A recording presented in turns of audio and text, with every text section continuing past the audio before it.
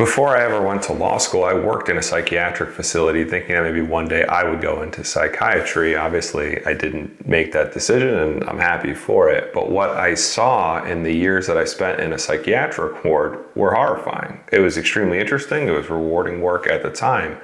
But the way that the system works in our country at the moment is people cycle in and out of short-term stay facilities, going back in and off the street on a weekly, monthly, daily basis at times. There are people with drug addictions, psychiatric problems, and the like. And one of the things that always stuck with me was talking to a doctor one day and asking, what do you do for someone who's severely schizophrenic? What happens with that person? Is there ever a cure? And the doctor essentially laughed and said, there's no cure. That's not the goal. There's no end in sight for that kind of thing. It's management.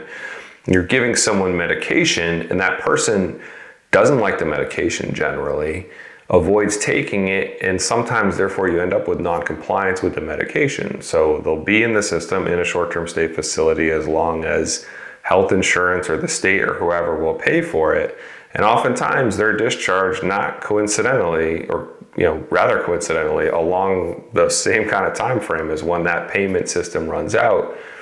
They go back on the street, and then who knows how long they make it before they're back inside. But during that time, they can commit offenses and do different things. And kind of the point here is that these are the same people that I know, that the police officers that I work with all the time deal with on a day in and day out basis.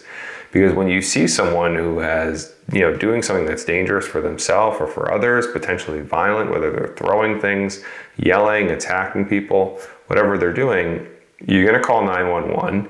And the reality is it's someone that can be very difficult to deal with. There were times in the psychiatric hospital where it would take 3, 4, 5 people to control someone who's of significant size, who really is out of control.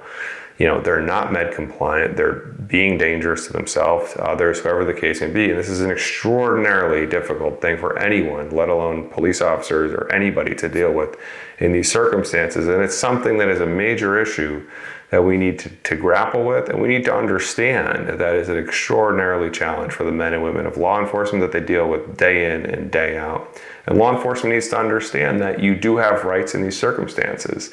It's not okay that we put you in this situation, in my own personal opinion, that we leave it to law enforcement and that there's not a better way that we're handling this, but that is the current state of things. But if you are in law enforcement and you do suffer a serious injury, there are times when we can be very successful in pursuing damages for you, even if it is at the hands of someone who is severely impaired that you suffer an injury.